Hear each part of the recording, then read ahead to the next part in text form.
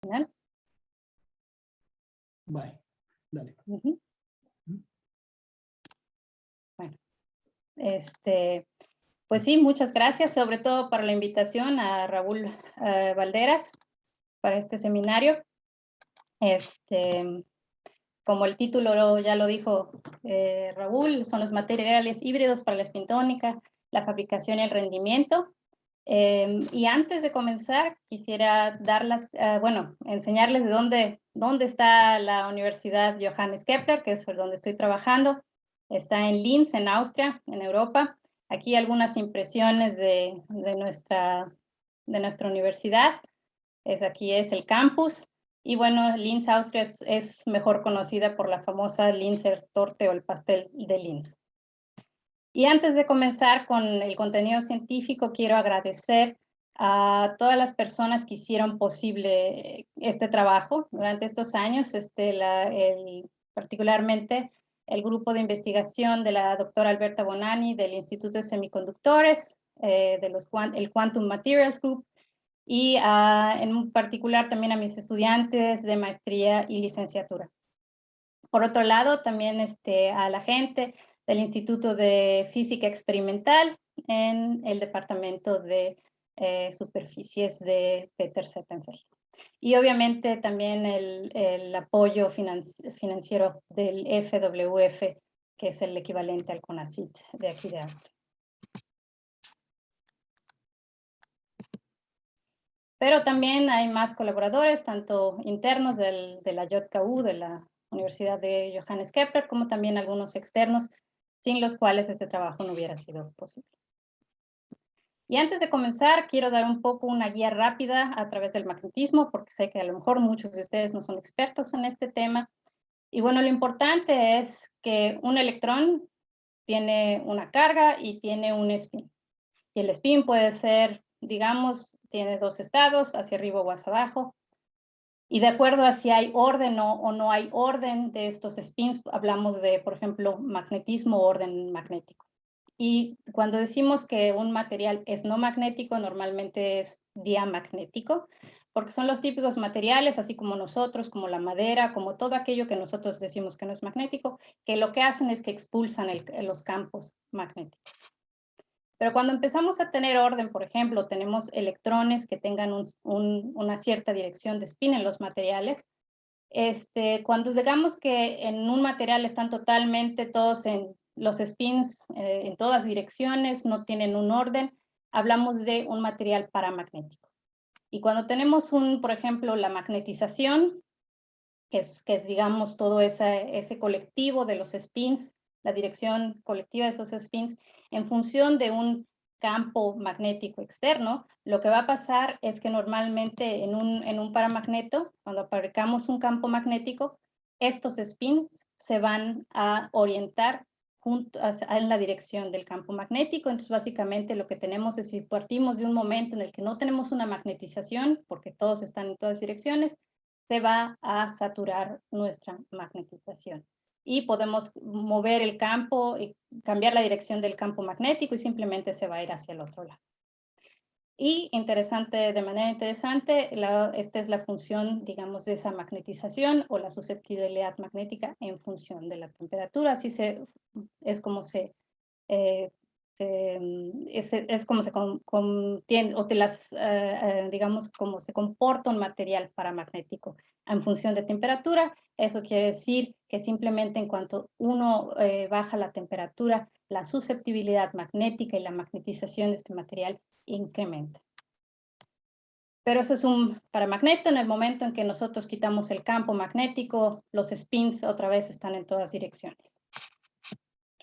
Ahora tenemos un material ferromagnético, que es lo que normalmente conocemos como un material magnético. Por ejemplo, los imanes que que ponemos sobre un refrigerador, es un material ferromagnético.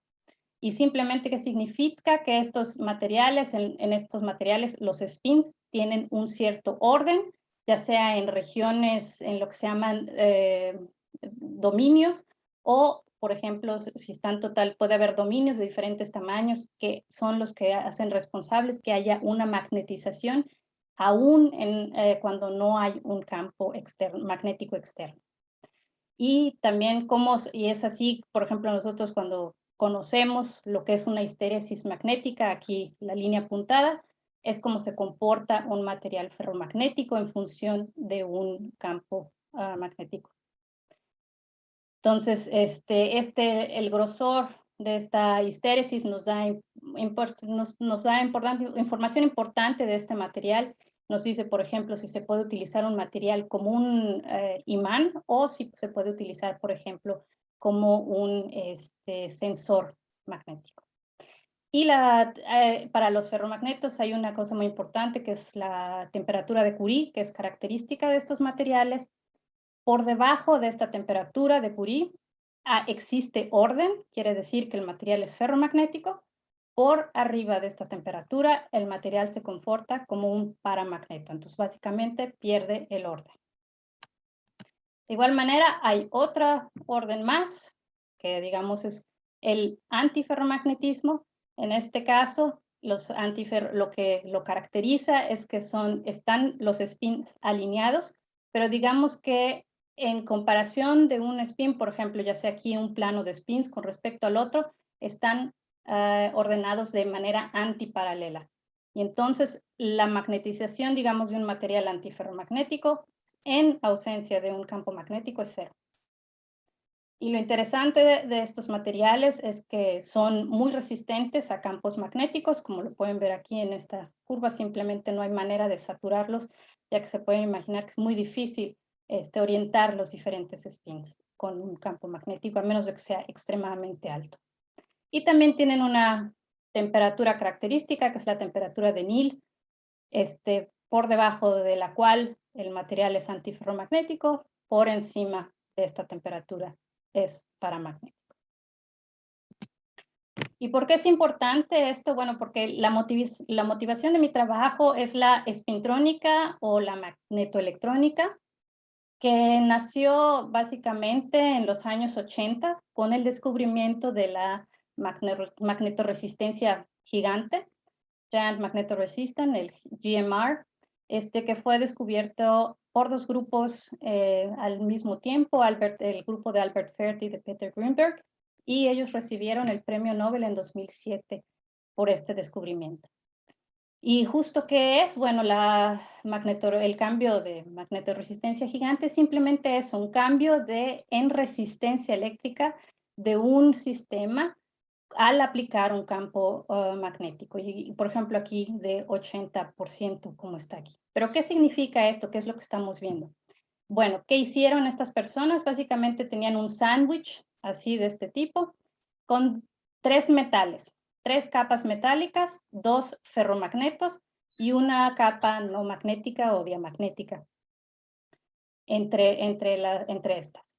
Y cuando no hay, o sea, cuando no tenían un campo magnético, en la ausencia de un campo magnético, digamos aquí no hay un campo magnético aplicado, vemos que la magnetización o digamos la dirección de los spins en las diferentes capas, en una capa están en una dirección, en la siguiente capa de arriba está en la otra dirección. Entonces, ¿esto qué va a significar para los electrones que tienen un spin y que se van a ser transportados aquí a través? Bueno, pues por ejemplo aquí los rojos van a pasar muy bien por la capa roja, pero van a tener problemas a pasar por la verde.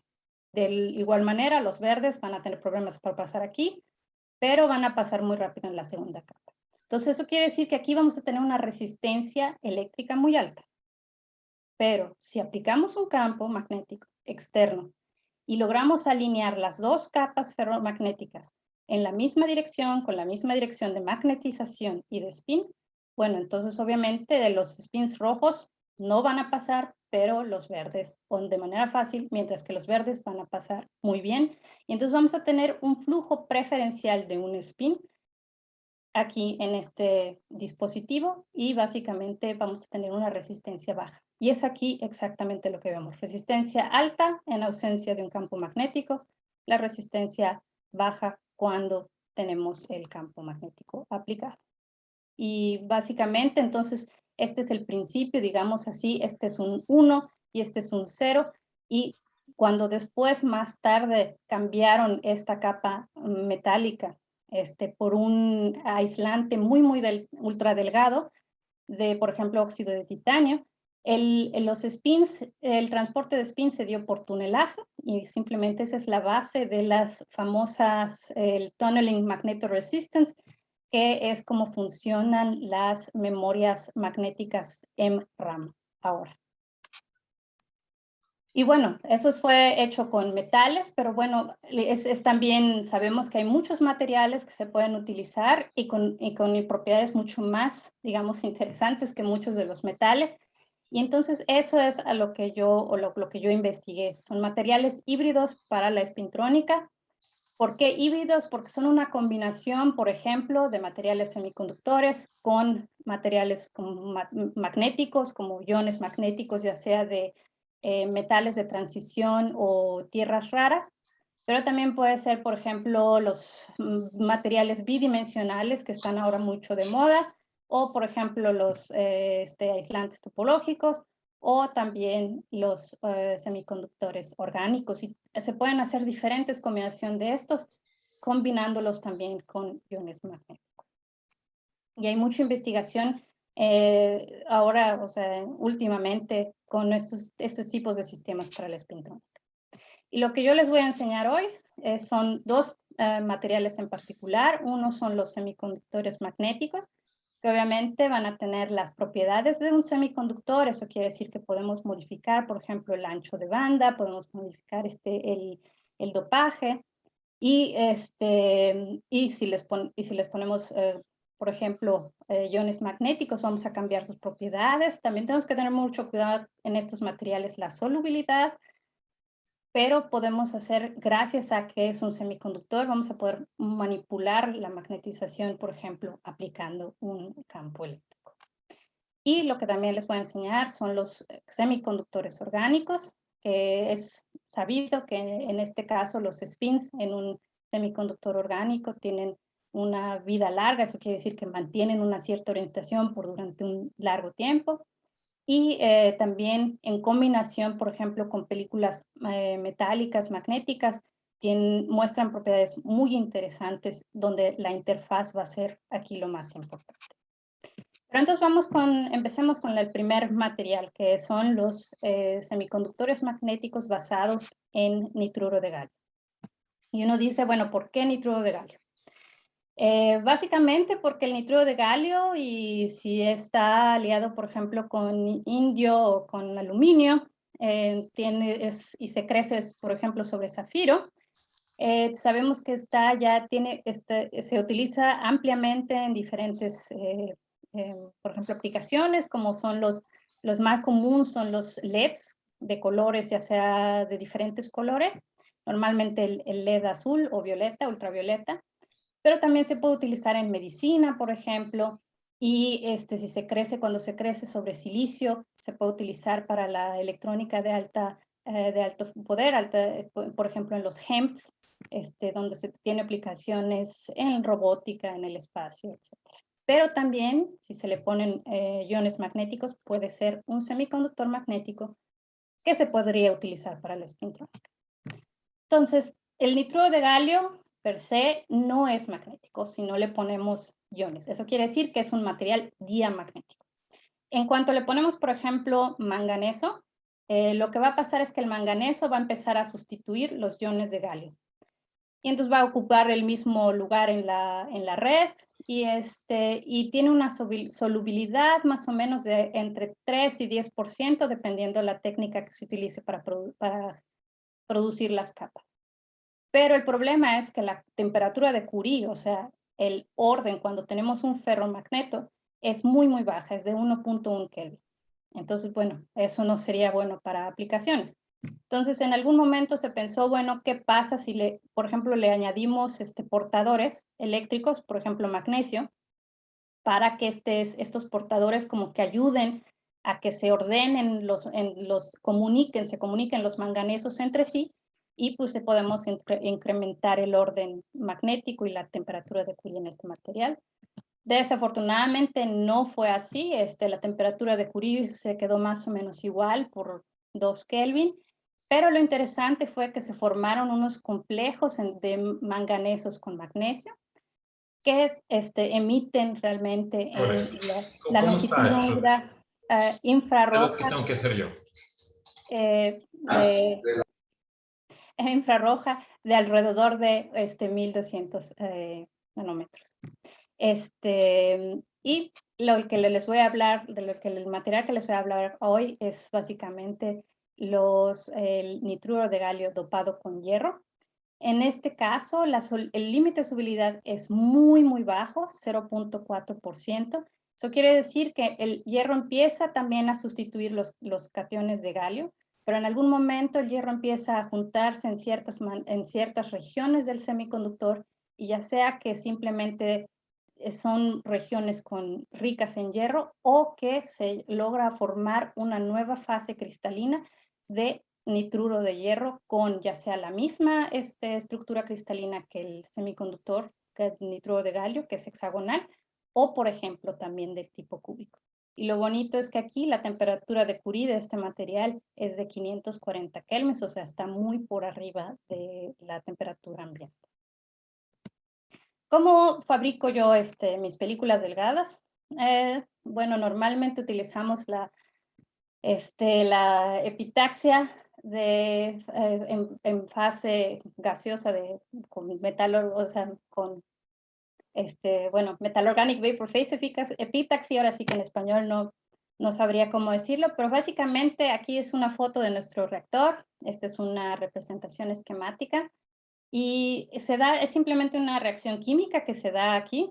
Llegan los compuestos metalorgánicos, por ejemplo, se llama trimetilgallium y el ferroceno, y llega el amoníaco, que es el que nos da el nitrógeno. Y estos compuestos se encuentran por encima de un substrato que está calentado alrededor de unos 1200 grados centígrados.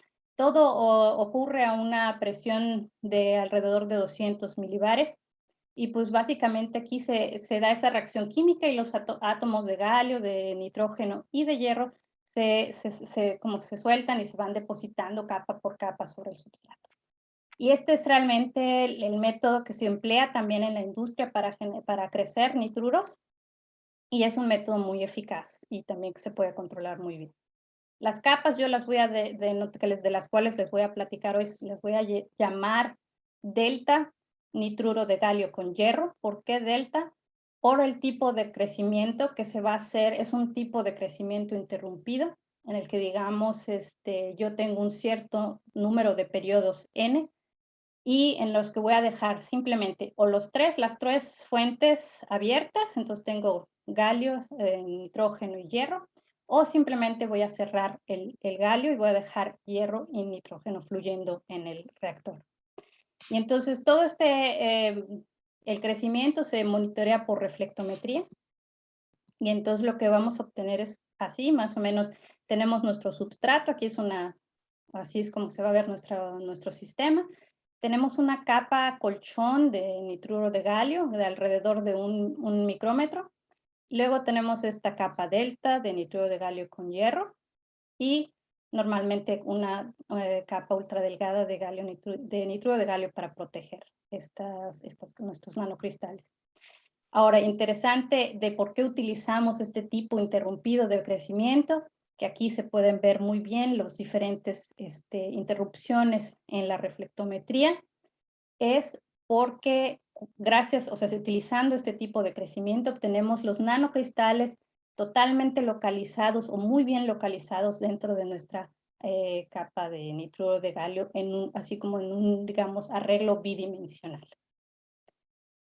Entonces, ¿qué propiedades tienen estos nanocristales en nuestro nitruro de galio?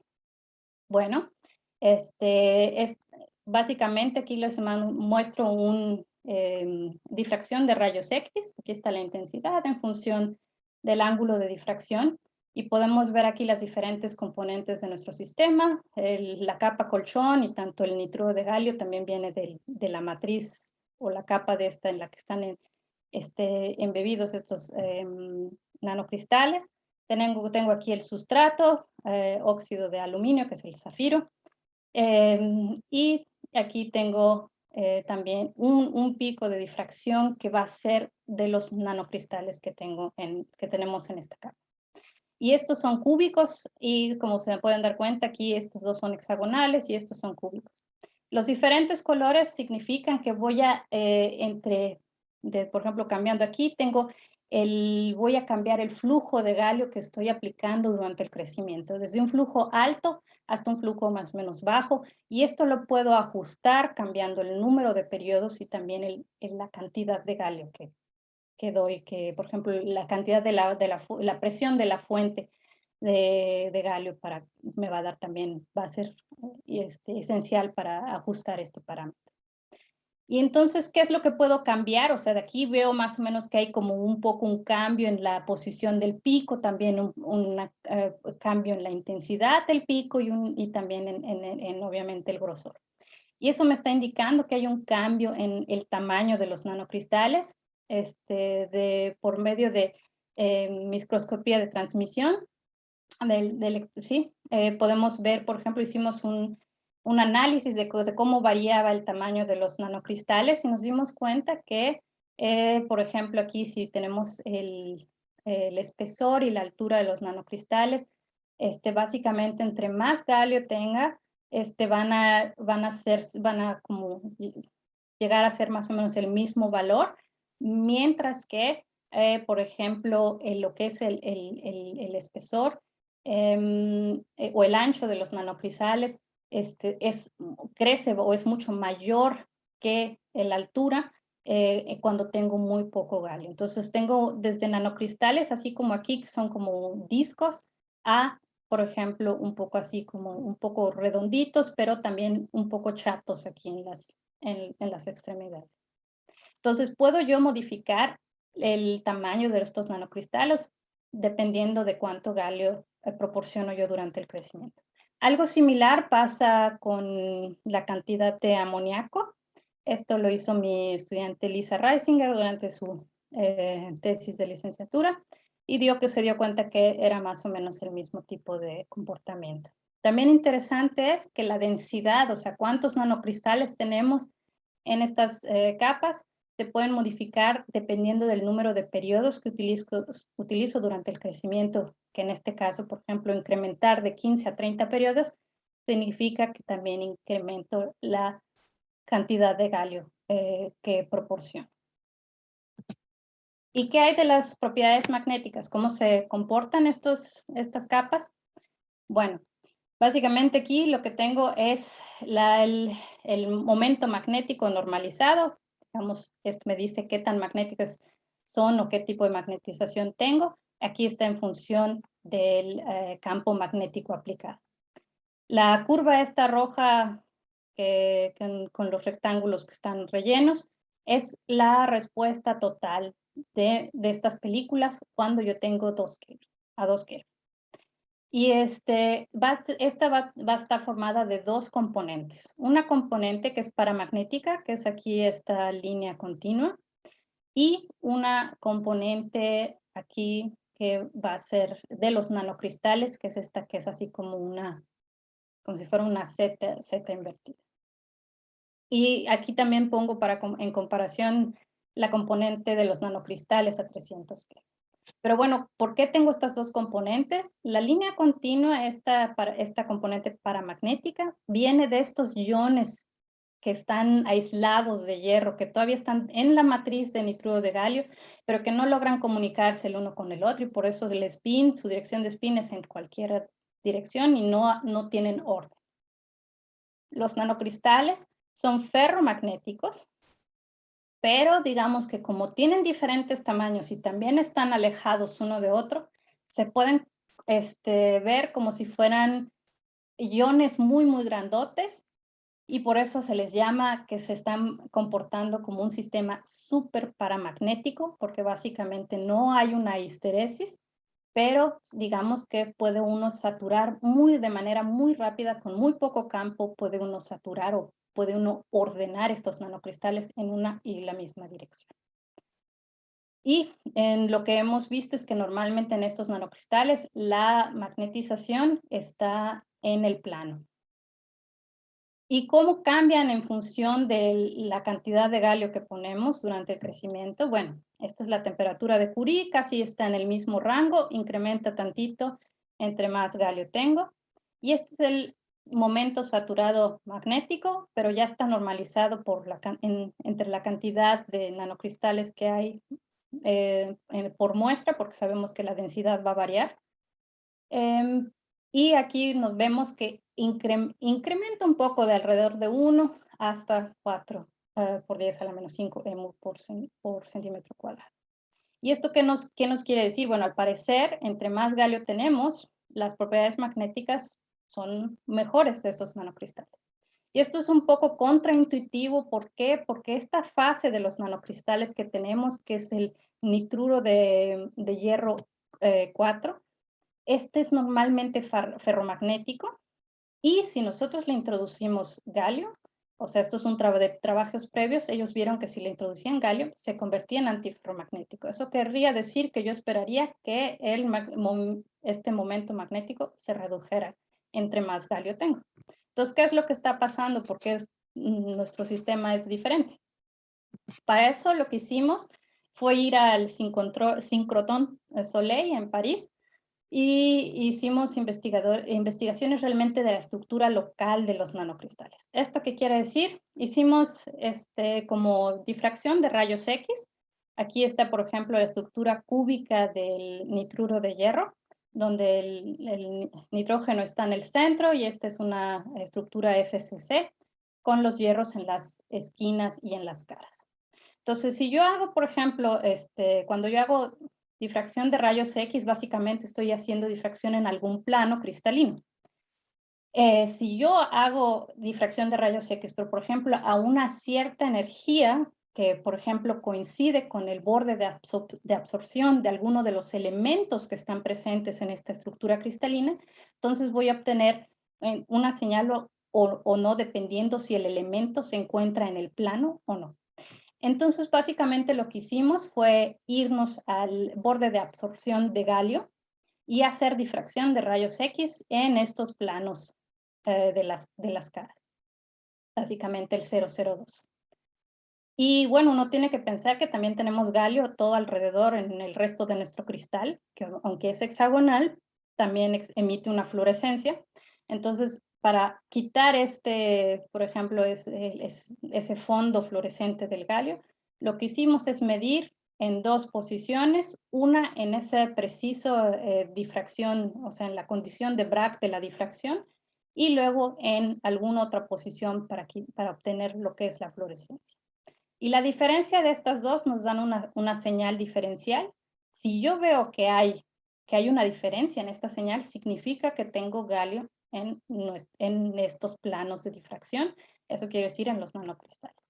Y lo interesante es que realmente conforme incrementamos el galio, o sea, de lo que nosotros sabíamos de los parámetros de fabricación, también de manera correspondiente se incrementa esta señal diferencial. Eso quiere decir, entre más galio damos durante la fabricación y el crecimiento, más galio se incorpora en los nanocristales, lo cual es bastante lógico. Pero entonces, ¿qué información podemos aparte obtener? De aquí, de estas oscilaciones, podemos obtener a través de la transformación de Fourier, la transformada de Fourier. De aquí podemos, haciendo un fit, se puede obtener información sobre los vecinos más cercanos, a qué distancia se encuentran los vecinos más cercanos a esos átomos de galio que nosotros estamos viendo aquí. Y de ahí podemos saber en dónde están localizados los galios en nuestra estructura. Y básicamente lo que obtenemos es lo siguiente, que los galios están en las caras y no en las esquinas, como en el caso de los estudios que se hicieron donde se estudiaron estas propiedades magnéticas. Entonces, como en nuestro caso el galio está en las caras, es tal vez por esa razón que, a pesar de que contienen mucho galio, nuestros nanocristales tienen un momento magnético mucho mayor. Pero para eso necesitaríamos realmente teoría que nos apoyara. Pero bueno, entonces ahorita ya les mostré que dónde está el galio, sabemos que tenemos galio en los nanocristales. ¿Qué pasa si yo les aplico, por ejemplo, tensión?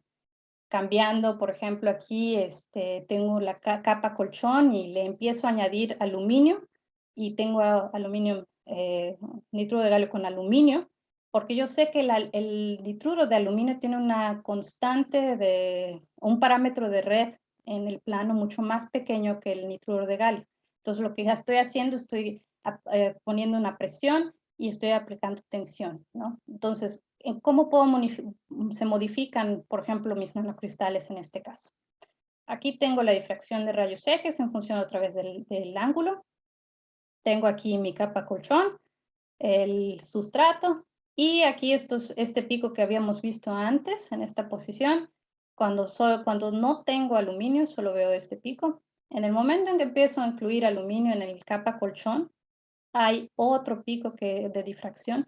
Eso quiere decir que hay otra fase que se está también formando adicionalmente. Y esta fase es hexagonal. Y entonces, ¿cómo se ve? Aquí están las imágenes de transmisión, microscopía de transmisión. Y básicamente vemos que ya no están en un solo plano, como les había platicado, sino que están así como si fueran uno encima del otro, ocasionalmente. Aquí está, por ejemplo, la capa colchón. Pero aparte tengo dos tipos de nanocristales, digamos, unos que son un poco más redonditos y unos que están aquí como alargados en la dirección de crecimiento. Bueno, y básicamente mi colega Werner Kinziger hizo un trabajo exhaustivo, por ejemplo, de checar casi 200 nanocristales por cada muestra y ver el tamaño en ambas direcciones, o sea, perpendicular y a lo largo de la dirección de crecimiento, para ver cómo es la distribución de tamaños en las diferentes muestras en función del contenido de aluminio. Y lo que nos dimos cuenta es que, por ejemplo, cuando no hay aluminio en la capa colchón, la distribución de tamaños es mucho más amplia. También vemos que, por ejemplo, el tamaño en dirección perpendicular a la dirección de crecimiento es mucho mayor. En cambio, en cuanto ponemos aluminio, esto cambia un poco y el tamaño, como que los nanocristales se hacen más alargados en la dirección de crecimiento. ¿Cómo va a cambiar esto las propiedades magnéticas del sistema? Bueno, por mucho. Para eso vamos a medir las propiedades magnéticas con el campo magnético una vez aplicado perpendicular a la dirección de crecimiento, aquí en verde, o paralelo a la dirección de crecimiento. Y lo que vamos a ver es lo siguiente. Aquí está otra vez la magnetización en función del campo magnético. Tenemos dos curvas, una verde, que es la que está en esta dirección, y una azul oscuro, que es básicamente en dirección paralela al campo magnético. Y vemos que la curva verde son muy similares, no son totalmente iguales cuando son sobre la capa colchón de nitruro de galio, pero la verde como que se satura un poco más rápido. Eso nos quiere decir que la magnetización de nuestros nanocristales es preferente, o sea, la famosa easy axis, o sea, la magnetización prefiere estar a lo largo de esta dirección, o sea, perpendicular a la dirección de crecimiento. Sin embargo, cuando tenemos de repente aluminio en la capa colchón, vemos que la respuesta es totalmente diferente. Esta es muy similar, pero, por ejemplo, aquí tenemos una histeresis muy gruesa. Y aquí, obviamente, la curva esta azul oscuro es mucho más, se satura más fácilmente. Eso quiere decir que ahora el campo magnético aplicado en la dirección de crecimiento, los nanocristales se ordenan mucho más fáciles cuando tengo el campo magnético aplicado en esa dirección. Y esto lo observo desde que yo tengo 5% de aluminio en la capa colchón y no hay mucho cambio o sea, en cuanto incremento el aluminio en la capa colchón, lo cual quiere decir que no tiene que ver con tensión, sino que es más debido a los nanocristales que tengo. Porque como les había mencionado en la diapositiva anterior, tengo estos que son un poco redonditos, que son estos que ya había yo visto antes, y estos que son de fase cristalina hexagonal y que están así alargados en la dirección de crecimiento. Entonces, lo que aquí pasa es que la dirección de la magnetización preferencial de unos y de otros va a ser diferente. Esta en el plano, o sea, perpendicular, y esta paralelo a la dirección de crecimiento. Y es debido a estos nanocristales, que son la mayoría en el momento en que yo pongo aluminio en mi capa colchón, que voy a obtener este cambio en la anisotropía magnética en mis películas. Y básicamente de aquí, por ejemplo, sabiendo el volumen, conociendo el volumen de estos nanocristales y su densidad, puedo obtener parámetros muy interesantes, como por ejemplo lo que es el parámetro de la anisotropía cristalina de esta fase. Entonces, digamos, esta anisotropía, que digamos que es más fácil orientar a los nanocristales en dirección paralela a la dirección de crecimiento, es debido a esta nueva fase que yo observo.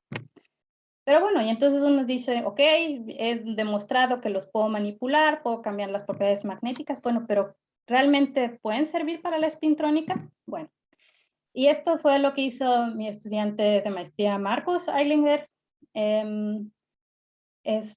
Básicamente, lo que él hizo fue medir las propiedades de transporte.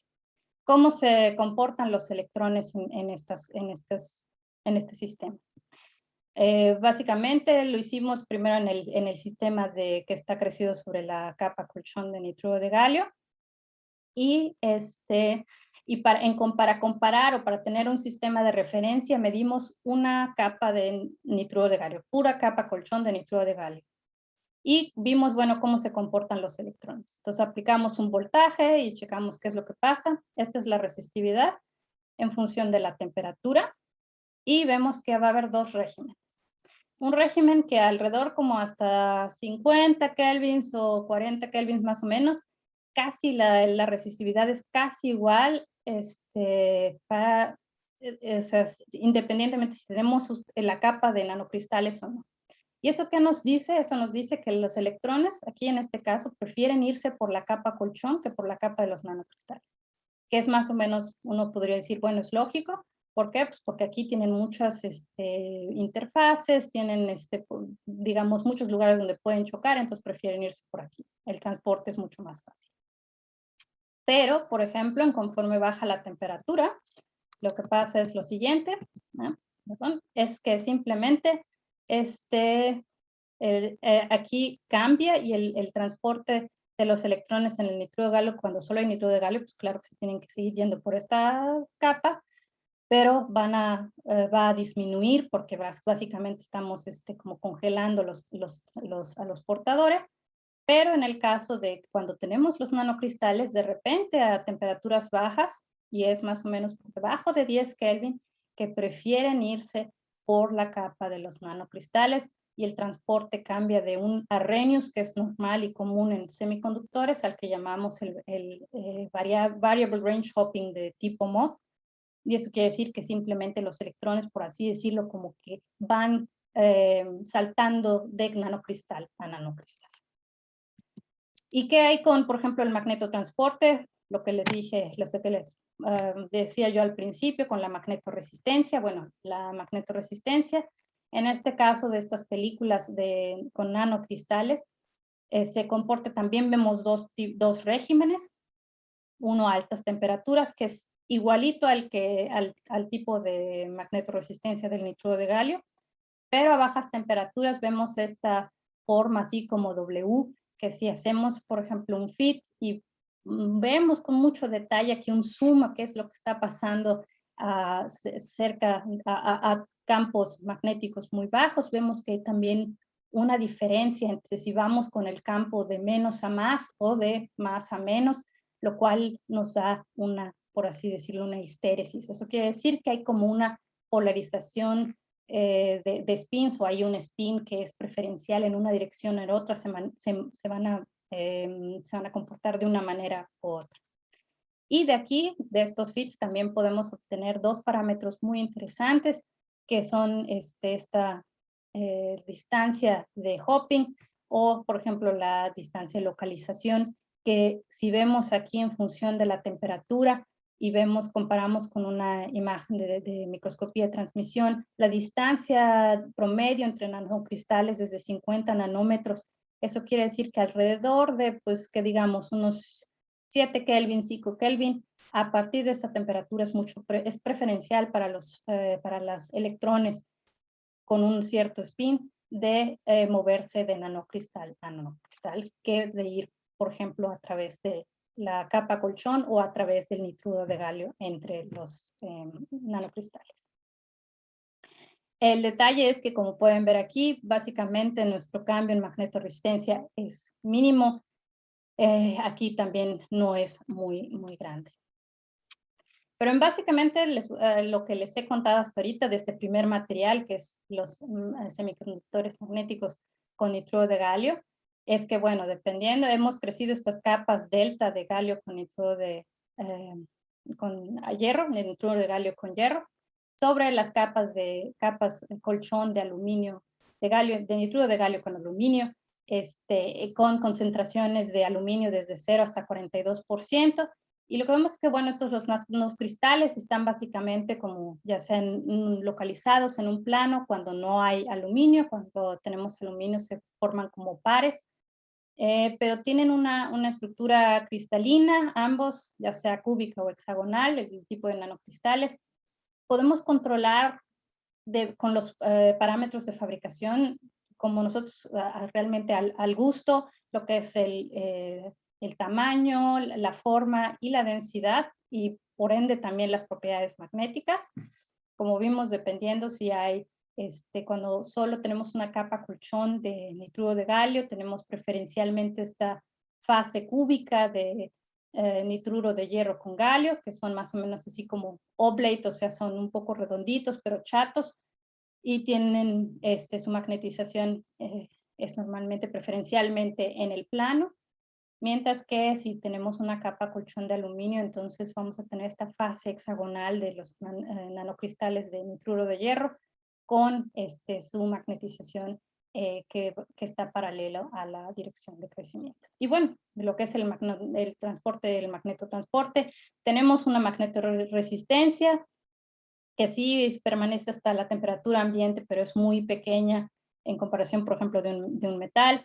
Y vemos que hay un transporte de electrones, pero por debajo de 10 Kelvin.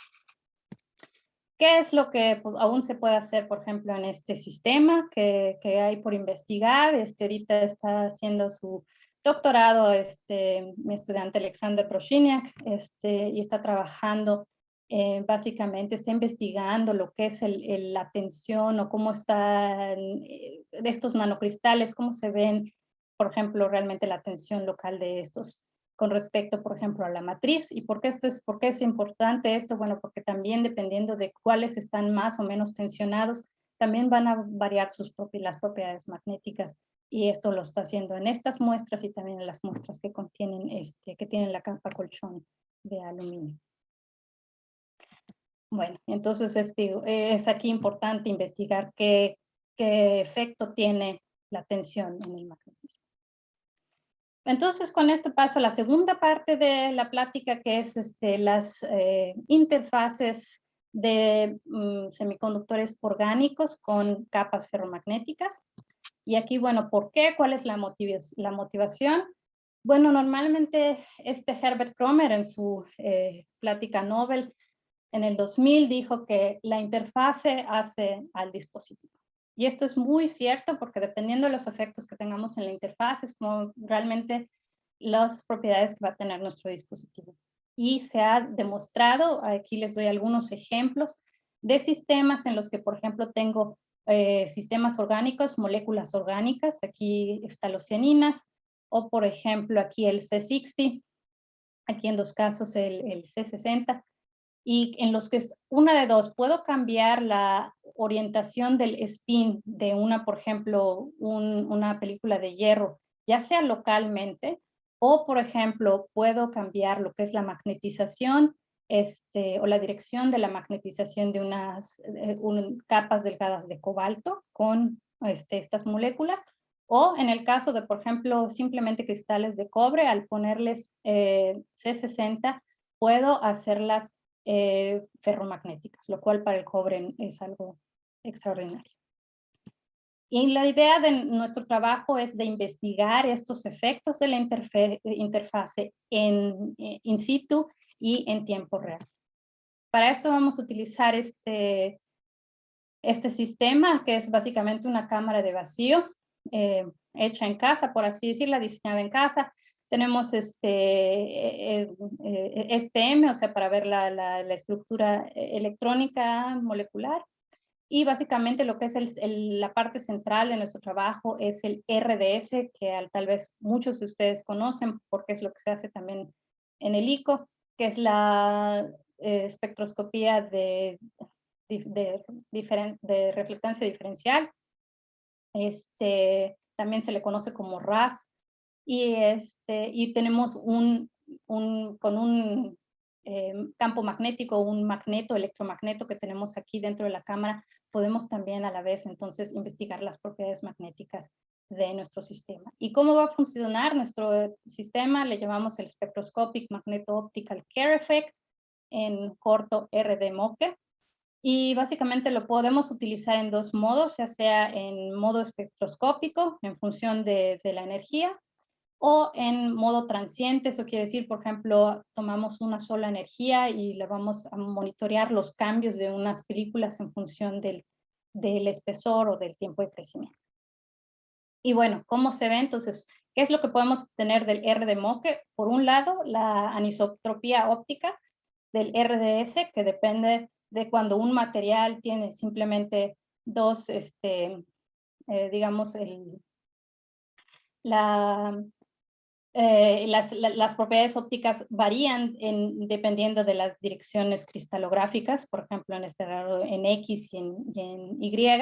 Y entonces tenemos luz que tiene polarización lineal, que llega a la superficie y cuando es reflejada cambia su polarización debido a esta anisotropía óptica a elíptica. Y entonces se analiza y básicamente obtenemos una señal que nos va a dar información sobre esa anisotropía óptica. Cuando, por ejemplo, una película delgada digamos que no tiene, por ejemplo, anisotropía óptica, o puede tener anisotropía óptica, pero aparte tiene una magnetización, entonces, debido a esta magnetización, es la luz que viene aquí con polarización lineal, va a sufrir también un cambio, se va a rotar, digámoslo así, cambiando otra vez la polarización de lineal a elíptica, y aquí va a contener información sobre la magnetización. En nuestro caso, únicamente vamos a ser susceptibles o solo podemos medir información cuando la magnetización está apuntando hacia afuera del plano. Entonces, básicamente nosotros aplicamos un campo magnético en una dirección, o sea, hacia arriba o hacia abajo, y vamos a obtener dos espectros diferentes. Aquí, por ejemplo, con M-, M+, y si tomamos el promedio de estas dos, obtenemos la anisotropía óptica, o sea, esto nos dice si tenemos anisotropía óptica o cómo están, por ejemplo, localizados, cómo están arreglados los átomos sobre nuestra superficie. Y cuando sacamos la diferencia, obtenemos la información magnética, que es aquí, nos va a decir, bueno, estas diferentes transiciones tienen que ver también con el tipo de átomos que tenemos y qué tipo de átomos tienen al lado. Entonces, tipos o nuestro sustrato que vamos a utilizar para investigar van a ser películas de níquel en cobre. ¿Por qué? Porque hay una transición típica que es la de reorientación del spin, el SRT, que significa simplemente que estamos cambiando la magnetización, por ejemplo, de estar en el plano a estar apuntando fuera del plano. Esto se puede lograr, por ejemplo, en el ejemplo pasado del nitruro de galio, lo hicimos cambiando la forma de los nanocristales. Bueno, en este caso también se puede generar dentro de un mismo material si uno cambia la temperatura, si cambia uno un poco la superficie, o si uno, por ejemplo, pone moléculas encima, o sea, absorbe algo, o por ejemplo, sea oxígeno, algo así, o también aplicando tensión. Y en el caso de por qué níquel sobre cobre, bueno, porque tiene esta orientación, ese SRT está muy fija, una cierta espesor de níquel, que son 9 monocapas, exactamente 9 monocapas de níquel sobre cobre 110 con construcción 2 por 1 de oxígeno. vamos a ver un cambio en la magnetización de pasar de que está en el plano a estar fuera del plano. Aquí es más o menos lo que estoy mostrando, es la señal R de Mock en función de las monocapas para níquel sobre el cobre. Y pues aquí vamos a ver que todas las señales están iguales hasta exactamente 9 monocapas. Hay un cambio si tengo, si no tengo campo magnético o si lo tengo en una dirección o la otra. Y entonces, ¿qué pasa si yo pongo, por ejemplo, una molécula orgánica sobre estas películas de níquel? Y vamos a empezar con una molécula que es el talocianina de cobre, con cobalto, perdón. Este trabajo lo hizo la doctora Ana Mariela Deng y básicamente lo depositó sobre películas de níquel con una que tenían la magnetización fuera del plano. Y bueno, primero estas son las propiedades ópticas, simplemente aquí no hay sin campo magnético aplicado. Y vamos a ver aquí el espectro negro es el espectro del níquel, es la anisotropía óptica del níquel. Y vemos que la curva gris y también es como la roja, o sea, hasta una monocapa de moléculas sobre el níquel, casi no está cambiando nuestra anisotropía óptica. ¿Eso qué nos quiere decir? Bueno, eso nos quiere indicar que las moléculas están están como ligadas muy fuertemente a nuestro sustrato, a nuestro níquel. Por encima de este espesor, por ejemplo, ya para 2.7 monocapas de moléculas, ya vemos estas transiciones ópticas muy características de esta molécula. Esto quiere decir que ya a partir de la siguiente capa, o sea, de la siguiente monocapa, después de una monocapa, ya la molécula ya no está ligada tan fuerte al sustrato, entonces básicamente ya podemos ver la anisotropía óptica de las moléculas, que son estas dos bandas, la Q y la SORET. ¿Y qué pasa entonces con las propiedades magnéticas del níquel? Bueno, lo que vamos a ver aquí es digamos que la señal MOC, o sea, lo que es proporcional a la señal magnética. Aquí vemos esto es para la película de níquel, con una monocapa de moléculas se empieza a reducir, pero ya para cuando tenemos 2.7, la señal ha desaparecido. Eso quiere decir, ¿qué quiere decir? No es que las películas dejen de ser ferromagnéticas, simplemente que la magnetización está cambiando a través de que estaba fuera del plano al plano debido a estas moléculas que le estamos poniendo encima. Vemos que hay un rango bastante amplio de 1.7 monocapas. ¿En qué momento exactamente está pasando? Bueno, aquí digamos que como los experimentos se hicieron uno tras otro, no se pudo saber, pero al menos vemos que, ok, en algún momento hay un cambio en esta magnetización. Y una teoría de por qué está pasando es porque estas moléculas están cambiando un poco la superficie del níquel, lo están modificando y debido a eso la magnetización entonces prefiere de repente cambiarse, o es energéticamente mucho mejor estar en el plano que fuera del plano.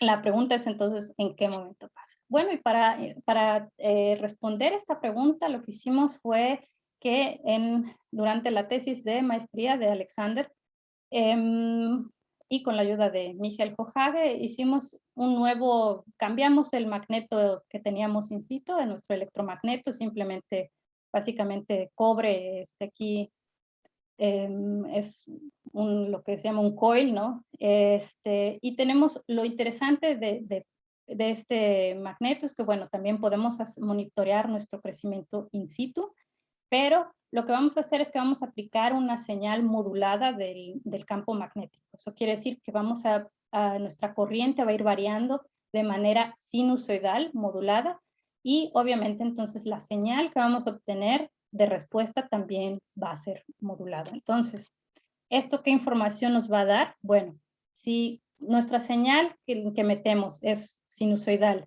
y la que sale también es sinusoidal, eso quiere decir que entre estas dos hay una, digamos, relación lineal y que entonces el sistema es paramagnético. Sin embargo, si nuestra señal que introducimos es sinusoidal y la que va de regreso o la que obtenemos de regreso es así como rectangular, esto quiere decir que tenemos un comportamiento ferromagnético de nuestras películas.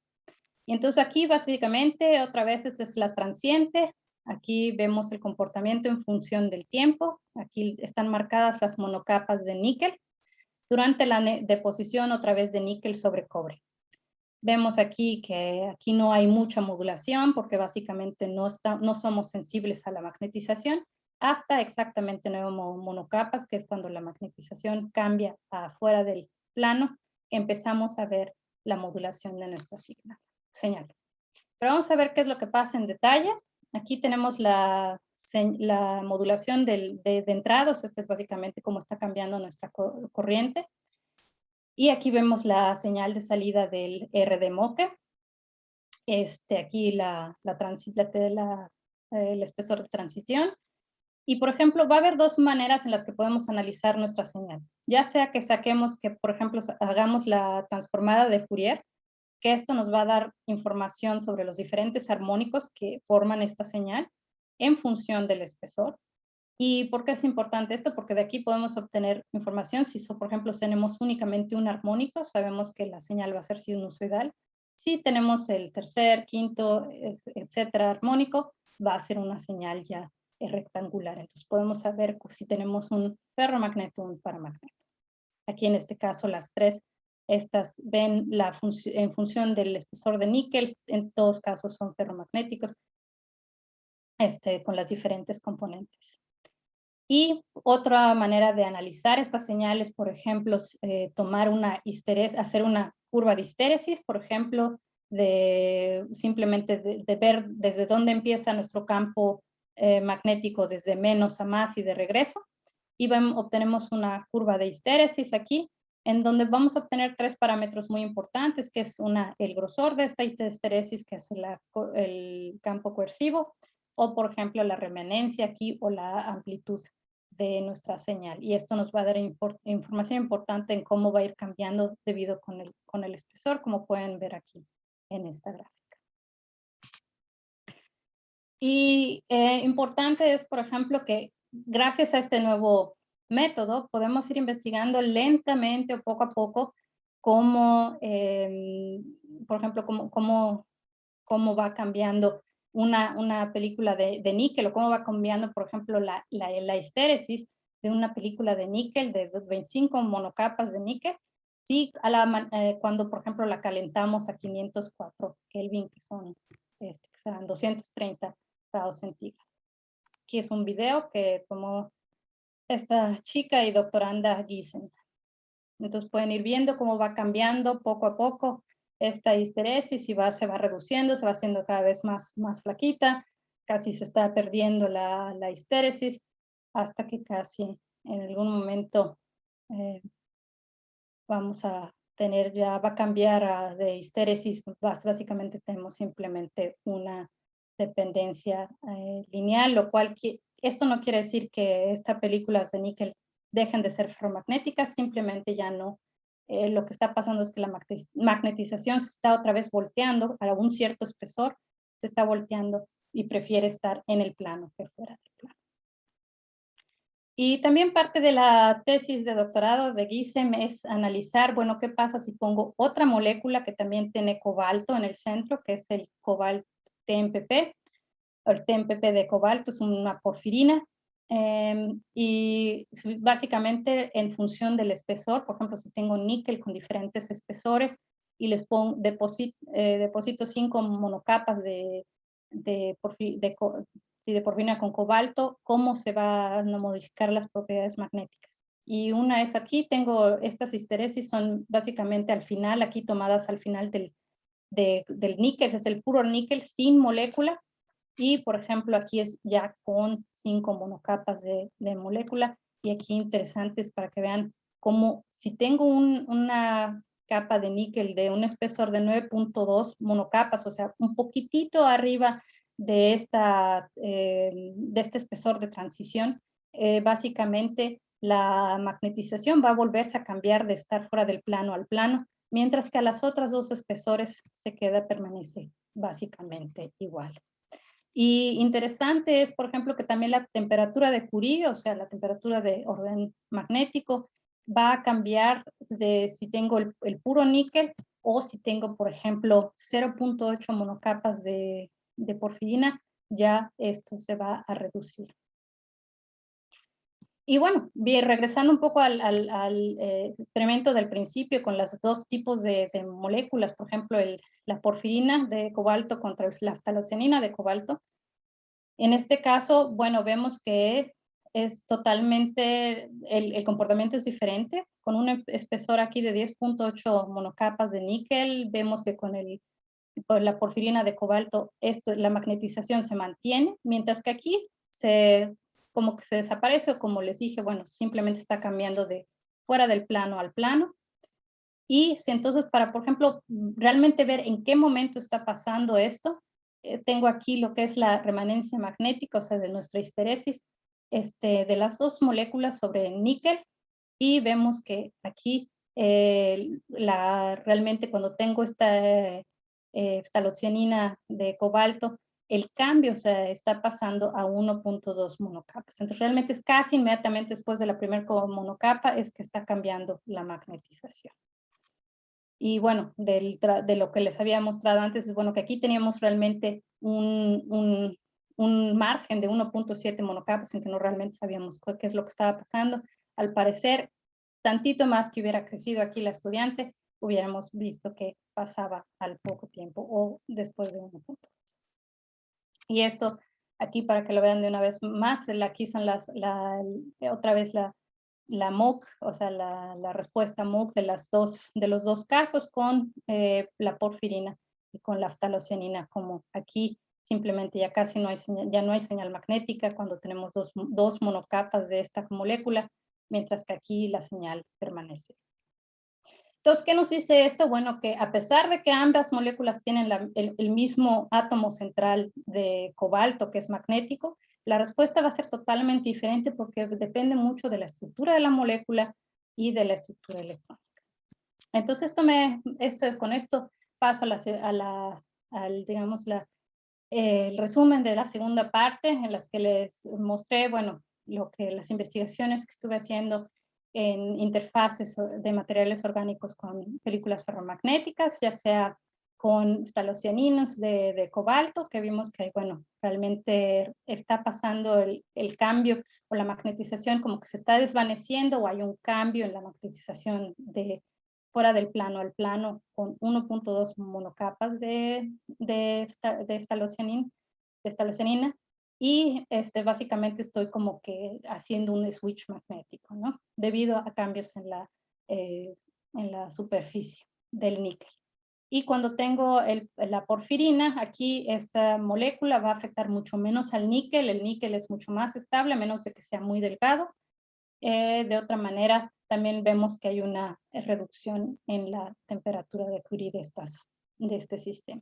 Entonces aquí el mensaje cabe es que las configuraciones electrónicas de las moléculas y lo más probable es que también los cambios que están ocurriendo en la interfase son cruciales. ¿Qué es lo que falta aquí en estos estudios, o qué se está todavía haciendo? Bueno, nos faltan, ojalá, lo ideal sería tener teoría que nos ayudarían a comprender qué es lo que está pasando en la interfase o cómo está la estructura electrónica de las moléculas. También nos falta, por ejemplo, relacionar las propiedades magnéticas que vemos y la anisotropía óptica con la estructura de las moléculas, cómo se ven, por ejemplo, en STM, o por ejemplo con otras técnicas como PIM o mezclado con campos magnéticos, o también pues lo más importante es investigar los estados electrónicos en la interfase, y bueno, también más investigaciones de este ftalocianino en detalle. Entonces, con esto básicamente llego al resumen final de mi plática. Les presenté dos materiales híbridos que podrían tener aplicaciones para la espintrónica. Y una idea, por ejemplo, podría ser combinarlos a los dos y poner moléculas orgánicas sobre los nitruros de galios con nanocristales. ¿Y por qué? Bueno, pues porque ya se ha demostrado, por ejemplo, en el caso de arsenuro de galio con manganeso, que dependiendo de la molécula que le pongo encima, que deposito encima, puedo ya sea que incrementar la magnetización, la puedo rotar o, por ejemplo, la puedo también totalmente desaparecer. Entonces, puedo también manipular la magnetización, tal vez de esos nanocristales con moléculas, ¿verdad? Y básicamente con eso termino y les agradezco mucho su atención. Muchísimas gracias, Andrea.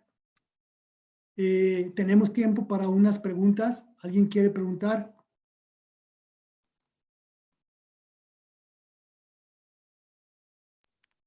A ver, hola, ¿qué tal? Yo, Raúl.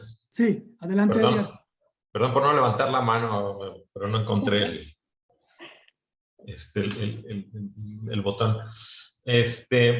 Muchas gracias, Andrés. Está padrísimo, ¿no? Todo lo que estás haciendo, un montón de trabajo. Gracias.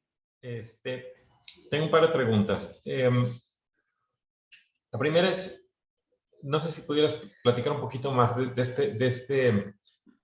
este mecanismo de transporte a bajas temperaturas, ¿no? El MOT Range Transport, una cosa así. Porque eso es un poco contraintuitivo, ¿no? ¿Verdad? Porque no me queda claro cuál es el mecanismo microscópico de por qué ocurre esto. O sea, yo conozco la transición al aislante de MOT.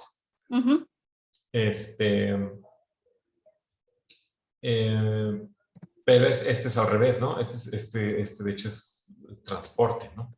Exacto, exacto. Es curioso, ¿no? Y la otra es si tienen por ahí ustedes perspectivas de trabajo con la industria para hacer algún dispositivo con este tipo de material. Bueno, pues primero la primera pregunta a ese transporte de MOT. Básicamente, lo que es característico es que, bueno, se da en sistemas, digamos, desordenados, en los que ya no tienes un transporte balístico, como por ejemplo en un semiconductor. Desordenado significa, por ejemplo, que la estructura cristalina tienes muchos defectos, o por ejemplo, que en este caso tienes dos estructuras cristalinas en una misma.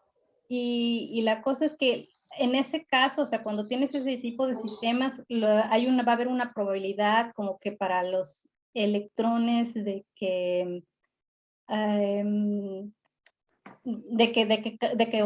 se muevan, por ejemplo, de un lugar localizado a otro, digámoslo así.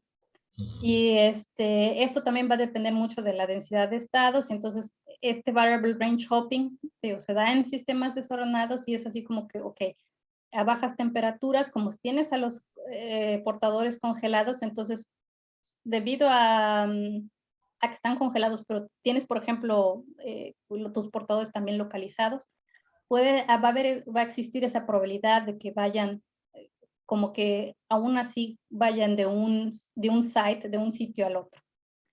¿Puede ser algún tipo de interferencia? Exacto, y son interferencias cuánticas, exactamente. Sí, porque es que el aislante de MOT así funciona, ¿no? Tienes, esencialmente es un electrón que interfiere consigo mismo y... Exactamente, básicamente es en eso. Y entonces cuando aquí, en este caso, bueno, debido a esa probabilidad va a depender a qué distancia esté esa hopping range, que depende mucho de, bueno, si tus estados están localizados o, por ejemplo, en este caso están localizados en un nanocristal. Bueno. ¿Y por qué? Porque abajo tú tienes un cristal, ¿no? Una cosa ordenada, ¿verdad? Sí.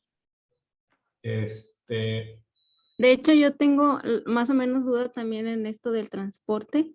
Hola, mi nombre es Araí, porque según entendí que lo creces, creces todo a, creo que dijiste como 1200 grados o algo así. O sea, es un crecimiento de alta temperatura que entonces tendrías que tener, pues bueno, deberías de crecer capas cristalinas. Entonces, ¿por qué estás usando transporte como para materiales amorfos? Si aquí puedes tener un cierto orden y entonces a lo mejor tratarlo con otro tipo de modelos de transporte. Sí, básicamente el detalle es que, bueno, es cristalino el material, tiene sus defectos, obviamente el nitruro de galio tiene muchísimas dislocaciones, Y también, obviamente, digamos que en las interfaces que forman los nanocristales con el nitruro de galio, pues también tienes defectos, ¿no? Entonces, obviamente, debido a eso, lo tratamos como si fuera ya no un sistema ordenado, sino desordenado. Y vimos también, en comparación con otros trabajos que trataban también el nitruro de galio, también simplemente, por ejemplo, poniéndole iones magnéticos, también a bajas temperaturas ya lo trataban con este tipo de transporte. Y en comparación, digamos, el FIT también, o las simulaciones y eso quedan bastante bien. Entonces, podemos decir, bueno, al parecer realmente, y debido a los resultados también que vio este estudiante, que esta hopping length, o sea, las distancias del hopping, a bajas temperaturas concuerda bien con la distancia entre los cristales. Bueno, es para nosotros también como una corroboración de decir, ok, el transporte ya a estas bajas temperaturas está pasando de nanocristal a nanocristal. Y perdón, Gracias. lo de la colaboración con la industria. Y lo de la colaboración con industria, realmente no, hasta ahorita no tenemos ninguna colaboración. Básicamente estamos haciendo ciencia básica y ahora sí que jugar un poco con el nitruro de galio y con eso, pero yo creo que como justo no tenemos el funcionamiento de estos nanocristales, digamos, el transporte electrónico y el magnetotransporte no está funcionando a temperaturas altas, yo creo que para la industria sería de poco interés. Claro, claro. Okay. Bueno, muchas gracias Nada. y felicidades. ¿Alguna otra pregunta? Ay, sí, otra vez soy yo. Sí, Saraí. Oye, algo que más o menos como que no entendí cuando estabas hablando sobre los cristales, creo que es un poquito más atrás. Lo que tiene, bueno, en esta imagen, por ejemplo, se ve que tienes como los círculos que son, entiendo que es la aleación de galio, hierro y nitruro, ¿verdad? Sí. Y todo lo demás, ¿qué sería? Hierro con nitrógeno. Básicamente los nanocristales son nitruro de hierro, pero también tienen algunos iones de galio, y el resto tenemos una matriz así como si fuera un flan, digamos, un flan de nitruro de galio, y tenés esas pasas, y las pasas son el nitruro de hierro que tiene, por ejemplo, un poco de galio. Ok. Andrea, yo tengo una pregunta. ¿Puedes pasar rápidamente a la diapositiva 27, por favor? Ahí en tus espectros de la derecha, el RE, tienes ahí alrededor de 1.9, cuando tienes 4.4 monocapas, ¿tienes un splitting o qué es? Ese es debido porque un pico, o sea, uno todavía es, digamos, este es básicamente del níquel, y luego el que viene otro a 1.9, más bajito, es la banda Q de la molécula. Ya están bien identificados. Esos. Ok, otra cosa, en la número 25, si te vas al RD Moque, arriba, en RD Moque, alrededor de 4.35 electron volts. El pico ese, el rojo, está como corrido hacia la derecha, ¿no? A más altas energías. O es mi visión, que no ve bien. No, aparenta ser así, pues si te pones a ver, casi está en la misma posición. Te digo, básicamente, si te das cuenta, realmente estos dos espectros lo utilizamos para sacar la morfología o la anisotropía óptica, y aquí la respuesta magnética, y pues básicamente está estos dos sacando el promedio, lo que están pasa en es el que, mismo lugar. para allá voy, lo que pasa es que su espectrómetro RD, ¿es de escaneo o es de multicanal? Es de escaneo. Ok, lo que pasa es que me imagino que primero midieron el espectro rojo y luego el espectro negro, por ejemplo. Sí. Entonces, ¿cómo están seguros de que no tienen, que el motor del monocromador no tiene el backlash? Sí, haz de cuenta que es una buena pregunta.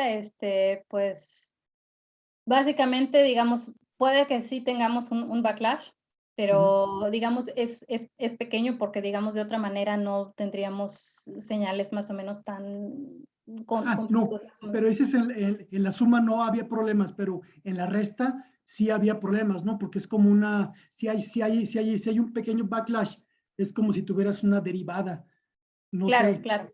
Así que, o bien medir en una misma longitud de onda con el campo para arriba y luego con el campo para abajo, y así hacer el siguiente escaneo, sin tener para así evitar el backlash. Pero bueno, Claro. seguramente va a salir lo mismo, pero no sé, habría que ver, ¿no? Todo depende de, yo creo que tan, digamos, grueso es el feature. Aquí afortunadamente ves que es tan grueso que yo creo que aquí, bueno, no haría mucho cambio, pero si tuviéramos, por ejemplo, una diferencia muy mínima, entonces yo supongo que un backlash sí afectaría el pico, ¿no? Sí, por la definición de derivada, ¿verdad? Exacto. Ok, bien. ¿Alguna otra pregunta que hayan por ahí? Bueno, si no hay más preguntas, agradecemos muchísimo, Andrea.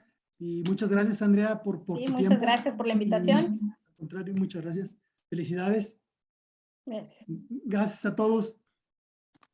Felicidades. Gracias.